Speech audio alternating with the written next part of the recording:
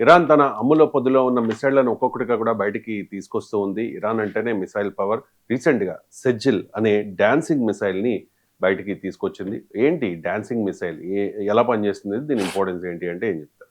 Yes అండి. సెజ్జిల్ అనేది ఒక మిస్సైల్ అనమాట. అది ఇరాన్ చేతిలో ఉన్న ఒక దారుణమైన మిస్సైల్.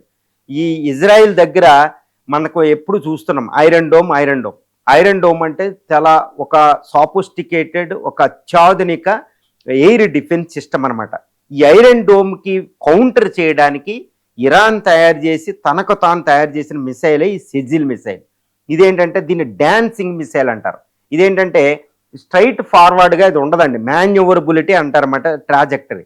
అదేంటంటే అంతరిక్షంలో ప్రవేశించి అది వచ్చే రూటు డ్యాన్స్ చేసుకుంటూ వస్తుందన్నమాట. చాలా జిగ్జాగ్గా ర్యాండమైజేషన్. దాని రూట్ని కనిపెట్టి దాన్ని కౌంటర్ చేయడం ఎదురు శత్రు దేశానికి కుదరదు. ఏ టార్గెట్ పెట్టింది అనేది కూడా తెలియదు అనమాట. ఇది 1 టన్ను ఒక పేలోడు, అంటే పేలుడు పదార్థమే 1 టన్ను ఉంటుందండి దాని దగ్గర. అంతటి సుదీర్ఘమైన మిసైల్ అది. చాలా బాలిస్టిక్ మిసైల్, అంటే మీడియం రేంజ్ బాలిస్టిక్. 2000 నుంచి 2500 కిలోమీటర్లు అది వెళ్తుంది. అంటే ఈ యొక్క గల్ఫ్లోని ఏ దేశాన్ని అనేది కొట్టగలిగిద్ది అనమాట. ముఖ్యంగా ఇజ్రాయెల్ని టార్గెట్ చేస్తుంది ఈ సెజిల్ మిసైల్.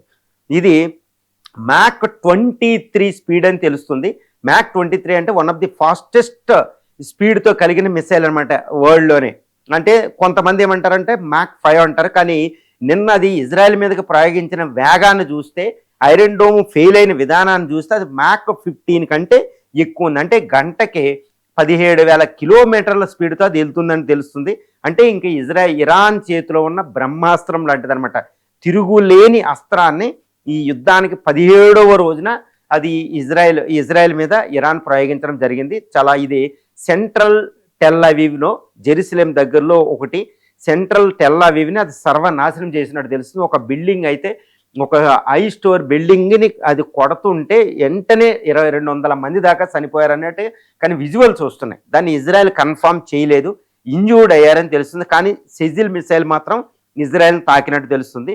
ఇది అమ్ముల పొదిలో ఉన్న ఒక మిసైల్. ఇంకా ఇలాంటి మిసైల్ మా దగ్గర చాలా ఉన్నాయి అని ఇరాన్ చెప్తుంది. అంటే ఏంటి, ఇరాన్ దగ్గర ఇలాంటి మిసైల్ చాలా ఉన్నాయి. అందుకే United states of America, Israel కూడా తన యొక్క ఎయిర్ డిఫెన్స్ సిస్టంలో ఫెయిల్ అయిపోయిన పరిస్థితి అక్కడ వస్తుంది.